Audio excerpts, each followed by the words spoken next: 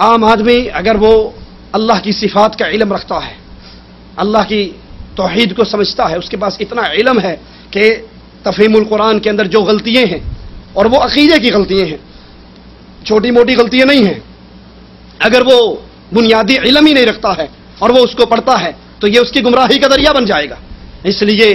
اس تفسیر کو پڑھا جائے جس میں غلطیاں نہ ہو۔ اور بنیادی طور پہ یاد کر لیجئے، ایک چیز کو آپ کو یاد کرواؤں گا، یہاں پر اختلاف رفع دین آمین فاتحہ کا اختلاف نہیں ہے، ہاتھ یہاں باندھنے کے اختلاف نہیں ہے، یہ تو بنیادی عقیدے کا اختلاف ہے کہ سید مودودی صاحب کہتے ہیں انسان میں جتنی صفتیں ہیں وہ اللہ کی صفتوں کا عکس ہے۔ یہ تو عقیدے کا بگاڑ اور عقیدے کی بربادی ہے۔ اگر کسی کے پاس اتنا علم ہے کہ وہ اس گندگی کو الگ کر سکتا ہے، پھر وہ شوق سے پڑھے، اس میں اچھی باتیں بھی ہیں،